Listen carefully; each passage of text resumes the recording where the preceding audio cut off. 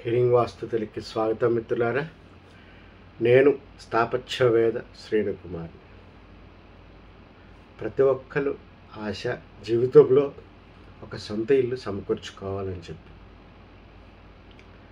కానీ కొంత స్తోమత కలిగిన వారు లేదా గవర్నమెంట్ ఉద్యోగస్తులు లేదా ఇన్కమ్ ట్యాక్స్ రిటర్న్ చేసేటటువంటి వ్యక్తులకి విరివిగా పబ్లిక్ మరియు ప్రైవేట్ బ్యాంక్స్ నుంచి లోన్స్ లభిస్తాయి. కాబట్టి వాళ్ళు కొంత బ్రాడర్గా ఆలోచించి కనీసం 35 నుంచి 40% వరకు సొంత డబ్బులు ఉన్నా సరే మిగతాది లోన్గా వెళ్ళి స్థలాలు కొనుక్కుంటున్నారండి. కానీ ఒక 15,000 20,000 ప్రతి నెల ఆదాయం అంటే సంవత్సరానికి 2.5-3 లక్షల లోపల సంపాదించుకునేటటువంటి వ్యక్తులు జీవితంలో ఒక స్థలాన్ని ఒక అర్బన్ డెవలప్మెంట్ అథారిటీస్ కానీ లేదా డిటిసిపి లేఅవుట్స్ కానీ కొన్న వాటిలో కొనుక్కోవాలి అనేటటువంటి ఝాస ఉండటం లేదండి. ఎందువల్లంటే ఈ రకంగా లేఅవుట్స్ వేసేవాళ్ళు 200 చదరపు గజాలు తక్కువ కాకుండా వేయడం వల్ల దానికి వాళ్ళు రీచ్ అవ్వలేకపోతున్నారండి. ఎందువల్ల హీనంగా ఈ డెవలప్మెంట్ అథారిటీస్ ప్లాన్ అప్రూవల్ ప్రకారం చేసినప్పుడు 50% భూమిని మనం రోడ్ల రూపంలోనూ ఖాళీ ప్లేసుల రూపంలోనూ అమ్యూనిటీస్ రూపంలోనూ రిక్రియేషన్ రూపంలోనూ మనం భరాయించాల్సి ఉంటుంది.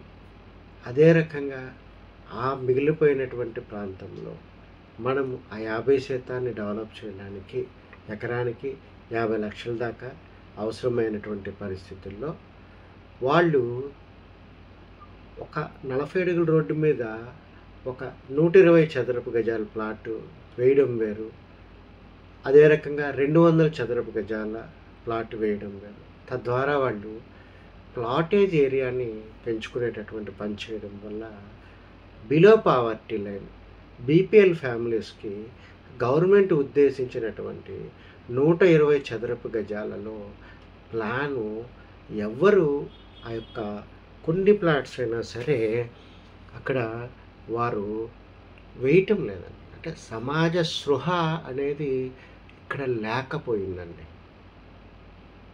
అందువల్ల ఈ ప్రజలు ఏం చేస్తున్నారు, నాన్ లేఅవుట్స్ వేసిన చోటకి వెళ్ళడం ద్వారా వాళ్ళు ఏదో ఇదిగో లేఅవుట్ ప్లాట్ అని చూపెడతారు. కానీ లేఅవుట్కి అప్లై చేయడానికి అనుకూలంగా ఉండే విధంగా ఒక ప్రఫార్మా అనేది చూపెట్టడం ద్వారా అచ్చా లేఅవుట్ అంటున్నారు కదా, లేఅవుటే అని చెప్పి ముందుకు వెళ్తున్నారు. అందరూ ఎక్కువగా మోసపోయేది ఎక్కడంటే మన ప్లాటు రిజిస్ట్రేషన్ అవుతుంది కాబట్టి దానికి చట్టబద్ధత వచ్చింది, గవర్నమెంట్కి మనము కొంత రుసుము చెల్లించి ఫీజు రూపంలో మనకి రిజిస్ట్రేషన్ చేశారు కాబట్టి ఇంకా మనకి భయమేముంది అని చెప్పి ఆలోచిస్తున్నారు. మిత్రులారా, ఒక స్థలాన్ని రిజిస్ట్రేషన్ చేయటం వేరు, ఒక స్థలాన్ని చట్టబద్ధంగా ఆ యొక్క సర్వే నెంబర్లో పలానా లేఅవుట్ ఉంది అని చెప్పి ఈ టౌన్ ప్లానింగ్ సంబంధించినటువంటి సంస్థలు, అంటే మనకి సపోజ్ విజయవాడ లాంటి మహానగరం తీసుకుంటే అర్బన్ డెవలప్మెంట్ అథారిటీ అని చెప్పి చెప్తారు. దీన్ని విజయవాడలో ఉంది కాబట్టి ఉడా అని చెప్పి చెప్తారు, విజయవాడ అర్బన్ డెవలప్మెంట్ అథారిటీ. అదే గుంటూరులో ఉందనుకోండి, మున్సిపల్ కార్పొరేషన్ ఆఫ్ గుంటూరు, దీనికి సంబంధించిన వాళ్ళు గుంటూరు అర్బన్ డెవలప్మెంట్ అథారిటీ అని చెప్పి పిలుస్తారు. తిరుపతి ఉన్నది, తిరుపతిలో తుడా అంటారు, అంటే urban development authority belongs to Tirupati. TUDA అనేటటువంటి ఈ నగర నిర్మాణంలో లేఅవుట్స్ కానీ ఇంటి ప్లాన్లకు సంబంధించిన కానీ వీటిని పర్యవేక్షించేటటువంటి సంస్థలు. సో ఈ రోజున మన ఆంధ్రప్రదేశ్లో ఉన్నటువంటి అన్ని ప్రాంతాలు ఈ రెస్పెక్టివ్ అర్బన్ డెవలప్మెంట్ అథారిటీ పరిధిలో ఉండొచ్చు. అంటే గ్రామాలు, నగరాలు అనుకున్నటువంటి గ్రామాలు కొంత పరిధి వరకు, అంటే సపోజ్ విజయవాడ లాంటి పరిస్థితి తీసుకున్నప్పుడు సిఆర్డిఏ అనుకునేటప్పుడు సిఆర్డిఏ పరిధి గుంటూరు వరకు ఉంది, ఒక పక్క పామరు వరకు ఉంది, ఒక పక్క మన ఈ కంచికచర్ల, నందిగామ, మన పరిధి జగ్గయ్యపేట వరకు ఉంది. ఇలాగా పరిధి దాటిపోయి, అంటే ఈ యొక్క అర్బన్ డెవలప్మెంట్ అథారిటీస్ పరిధి కూడా దాటిపోయిన తర్వాత ఉన్న ప్రదేశాలన్నీ డిటిసిపి కంట్రోల్లోకి వస్తాయన్నమాట. అంటే మనం ఎలాంటి ప్లాట్ కొనుక్కున్నా ఆ ప్లాటు ఆ అర్బన్ డెవలప్మెంట్ అథారిటీ సంబంధించినటువంటి పరిధిలో వాళ్ళు అప్రూవల్ చేశారా, లేదా డిటిసిపి పరిధిలో అప్రూవల్ చేశారా? ఆల్మోస్ట్ 2 రూల్స్ కొంచెం దగ్గరగా ఒక రకంగానే ఉంటాయన్నమాట. కానీ ఇక్కడ జరుగుతున్నటువంటి మోసాలు మనం చూద్దాం. రిజిస్ట్రేషన్ అయినంత మాత్రాన, సబ్ రిజిస్టర్ ఆఫీస్లో రిజిస్ట్రేషన్ అయినంత మాత్రాన మనం కొనుక్కునేటటువంటి ప్లాట్కి చట్టబద్ధత ఉంటుందని మీరు అనుకుంటారు. కానీ గవర్నమెంట్ దృష్టిలో ఆ నాన్ లేఅవుట్ అనేది ఒక వ్యవసాయ భూమి లేదా వ్యవసాయేతర భూమి కింద మాత్రమే పరిగణిస్తారు. కానీ ఫలానా సర్వే నెంబర్లో వేసినటువంటి నాన్ లేఅవుట్ని ప్రాదేశిక సంస్థలు గుర్తించవు. దయచేసి మీరు ఈ విషయాన్ని మీరు బాగా గుర్తుపెట్టుకోవాలి. 2, గ్రామ పంచాయతీలకి ప్రస్తుతము ఒక లేఅవుట్ వేస్తే పర్మిషన్ ఇచ్చే అధికారం అనేది అస్సలు లేదు. దయచేసి గుర్తుపెట్టుకోవాలి. పంచాయతీ లేఅవుట్ అంటారు. ఎప్పుడో 30 సంవత్సరాల క్రితం, 40 సంవత్సరాల క్రితము ఈ అర్బన్ డెవలప్మెంట్ అథారిటీస్ పుట్టక ముందు ఉండి ఉండొచ్చు, పంచాయతీ వాళ్ళు అప్రూవల్స్ ఇచ్చి ఉండొచ్చు. కానీ పంచాయతీ వాళ్ళకు ఉన్నటువంటి ఒకే ఒక్క అధికారం ఏంటంటే, మనం ఇల్లు కట్టుకోవాలనుకుంటే 300 చదరపు మీటర్ల వైశాల్యం ఉన్నటువంటి భూమిలో వారు అప్రూవల్ ఇచ్చేటటువంటి అవకాశం ఉంటుంది. కేవలం ఒక ఇల్లు కట్టుకోవడానికి, ఒక లేఅవుట్ ఇవ్వడానికి గ్రామ పంచాయతీలకు ఎటువంటి పవర్ లేదన్నమాట. సో ఇప్పుడు మీరు ఎక్కడికైనా వెళ్ళినప్పుడు దయచేసి మాకు ప్లాట్ కావాలి లేదా ప్లాట్ అమ్ముతాము, లేఅవుట్ వేశారంటే ఏదో ఒక 20 అడుగుల రోడ్లు, 30 అడుగుల రోడ్లు కాస్త రబ్బీస్ తోలించి 4 మూలల హద్దుల కింద హద్దురాళ్ళు వేసి అమ్ముతున్నారు. తద్వారా మీకు జరిగేటటువంటి ఇబ్బంది ఏంటంటే, మీకు వాళ్ళు ప్లాట్ రిజిస్ట్రేషన్ చేస్తున్నారు, కానీ ఆ రోడ్స్ ఆ భూస్వాముల పేరు మీదే ఉన్నాయి. గుర్తుపెట్టుకోండి. రేపు వాళ్ళ దయాదాక్షిణ్యాల మీదే మీరు ఆధారపడి ఉండాలి. ఎందువల్లంటే దాయాదుల మధ్య, అక్కా చెల్లెళ్ళ మధ్య, అన్నా చెల్లెళ్ళ మధ్య, అక్కా తమ్ముళ్ళ మధ్య, ఒక కుటుంబంలో పుట్టిన వారికి ఆస్తి మీద ఒక హక్కు ఉన్నప్పుడు, వారికి ఫ్యూచర్లో ఏవైనా భేదాభిప్రాయాలు తలెత్తినప్పుడు వాళ్ళు కోర్టుకు వెళ్ళి జరిగేటటువంటి లావాదేవీల వల్ల అక్కడ వాళ్ళు స్టే తెచ్చుకున్నప్పుడు మనకి ఆ భూమిలో ఉన్నటువంటి చోట ఇల్లు కట్టుకోవడానికి కానీ ఇవి అవకాశం ఉండవండి. ఇవి ఎప్పుడైనా సరే మనకి తలెత్తవచ్చు. 2, కేవలం ఒక వ్యవసాయ భూమిని నాలా కట్టడం ద్వారా, అంటే నాలా కట్టడం అంటే వ్యవసాయం చేసుకునేటటువంటి భూమి ఏదైతే ఉన్నదో వ్యవసాయేతర అవసరాలకి, అంటే ఒక పెట్రోల్ బంక్ పెట్టుకోవచ్చు, ఒక నివాస గృహాలు కట్టుకోవచ్చు, ఒక గేటెడ్ కమ్యూనిటీ కట్టుకోవచ్చు, ఒక లేఅవుట్ వేసుకోవచ్చు, ఒక వ్యాపార సముదాయం కట్టుకోవచ్చు, ఒక పరిశ్రమ పెట్టవచ్చు. వ్యవసాయేతర పనికి ఏది చేయాలన్నా నాలా కడతారనమాట. నాలా కట్టినంత మాత్రాన అక్కడ మనకి పర్మిషన్ ఇచ్చినట్టు కాదు. జాగ్రత్తగా మీరు ఈ విషయాన్ని మీరు తెలుసుకోవాలి. అలాగే ఒక లేఅవుట్ వేసినప్పుడు ఖచ్చితంగా 45% లేఅవుట్ వేయడానికి ఉపయోగించేటటువంటి భూమిని రోడ్లకి ఉపయోగించాలి. అంటే 25% తక్కువ కాకుండా రోడ్లకు పోయేటటువంటి అవకాశం ఉంటుంది. అలాగే 10% భూమిని రిక్రియేషన్, అంటే ఎవరైతే ఒక లేఅవుట్ వేసి ఎన్నైతే ప్లాట్లు విభజించామో ఆ కుటుంబ సభ్యులకి ఆహ్లాదకరంగా ఉండడానికి, వాళ్ళ క్వాలిటీ ఆఫ్ లైఫ్ అనేది పెరగడానికి కొంత స్పేస్ అనేది గ్రీన్ పార్కుల రూపంలో కేటాయించమని చెప్తుంది అన్నమాట. అలాగే యుటిలిటీస్ రూపంలో కొంత స్పేసు వదిలిపెట్టాలి. సో ఈ రకంగా ఇవన్నిట్లో రోడ్స్ మనం ఎక్కడైతే పర్మిషన్ తెచ్చుకున్నామో ఆ పర్మిషన్ ఇచ్చినటువంటి ప్రాదేశిక సంస్థలు సిఆర్డిఏకి వాళ్ళకి మనం అప్లై చేసి చూపెట్టిన తర్వాత ఎక్కడైతే గ్రామంలో వేస్తున్నామో, ఎక్కడైతే కార్పొరేషన్లో వేస్తున్నామో వారికి గిఫ్ట్ డీడ్ కింద సమర్పించాలి. మనం లేఅవుట్ నెంబర్ రాకముందు ఇవన్నీ చేయాలి. అదే రకంగా మనకి మిగతా 10% ఏదైతే ప్లేస్ ఉందో ఈ యొక్క 10%ని ఆ యొక్క సిఆర్డిఏ వాళ్ళకి మనం ఇవ్వాల్సి ఉంది, సిఆర్డిఏ పర్మిషన్స్ తీసుకుంటే. సో అదే రకంగా మనము ఒక లేఅవుట్కి అప్లై చేసినప్పుడు వారు తార్ రోడ్లు కట్టాలి, మురికి నీరు పారడానికి కావాల్సినటువంటి వ్యవస్థ ఏర్పాటు చేయాలి.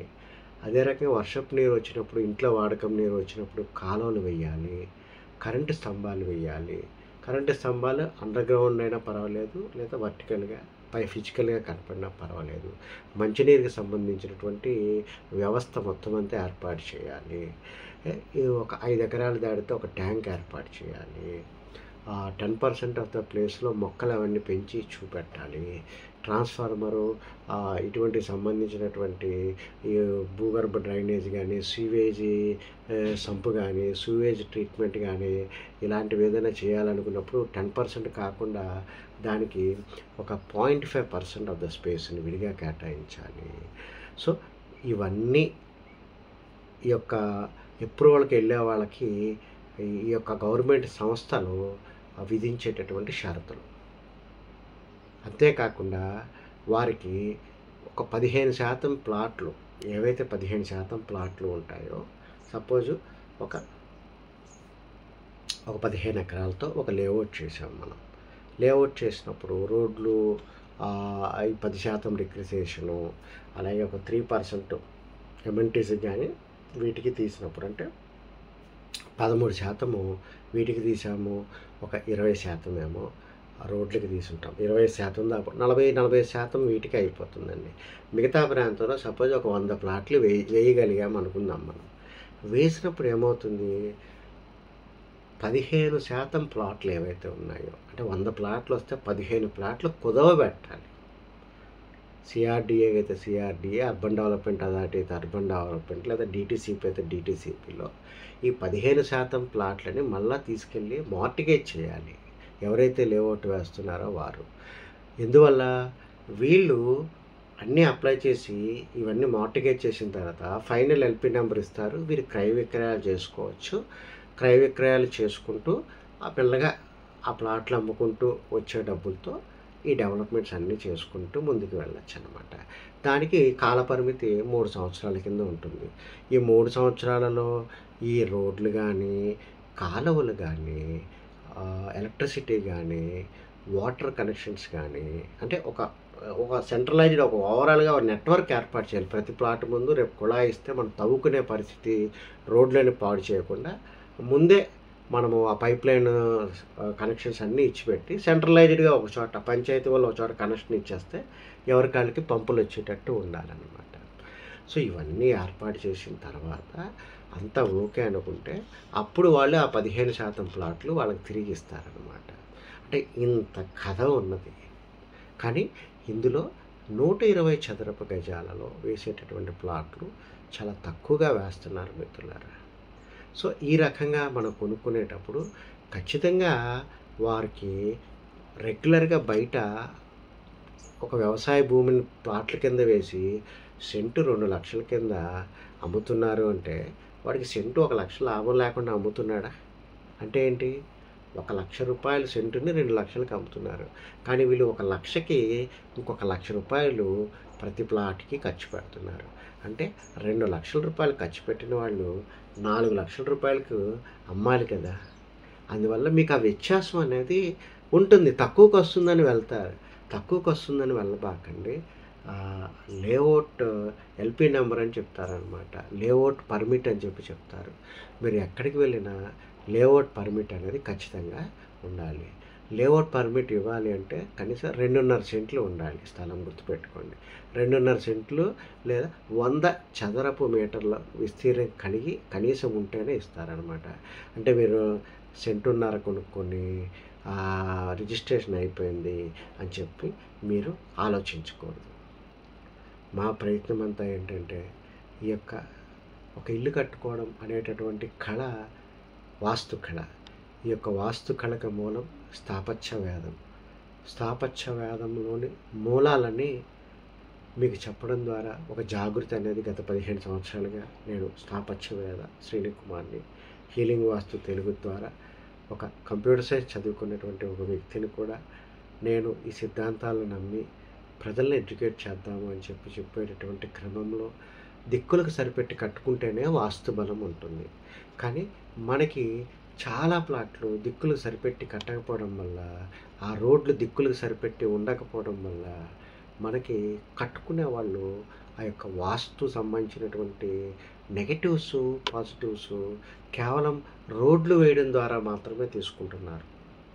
మనం ఇల్లు కట్టకుండానే మనం వేసినటువంటి రోడ్ల వల్ల అది పాజిటివ్ని తీసుకుంటుందా, భూమి నుంచి నెగిటివ్ని తీసుకుంటుందా అనేది ఆధారపడి ఉంటుంది. ఇవన్నీ తెలిసినటువంటి వ్యక్తిగా ఒక నగర నిర్మాణాలు, గ్రామ నిర్మాణాలు, లేఅవుట్ నిర్మాణాలు దిక్కులకు సరిపెట్టి కట్టాలి. మినిమంగా గవర్నమెంట్ ప్రతిపాదించినటువంటి 120 చదరపు గజాలు లేదా 150 చదరపు గజాలలో ప్లాట్లు ఎలా వేసుకోవాలి. ప్రతి ఊరిలోనూ ఒక 10 మంది వ్యక్తులు కలిసి వచ్చినప్పుడు మీకు తలో 10 లక్షలు మీరు పెట్టుకున్నప్పుడు 150 గజాలు కావాలి అంటే ఖచ్చితంగా 10 లక్షల రూపాయలు అవుతుంది. 50 లక్షల నుంచి 60 లక్షల వరకు మనకి వ్యవసాయ భూమి రూపంలో ఒక ఎకరం లభించినప్పుడు దీనికి ఆ రకంగా ఇవ్వచ్చు.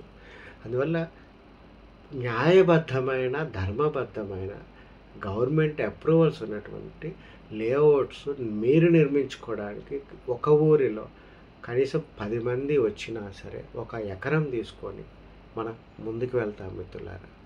ఈ విషయంలో భూమి కొనుగోలు దగ్గర నుంచి డిజైన్ ఇచ్చే వరకు, డిజైన్ తాలూకు ఆ ప్లాన్ అప్రూవల్స్ తేవడము, ఆ ప్లాన్ ప్రకారము అంతా డెవలప్మెంట్ చేసి ఇచ్చే బాధ్యత మేము తీసుకుంటాం మిత్రులారా.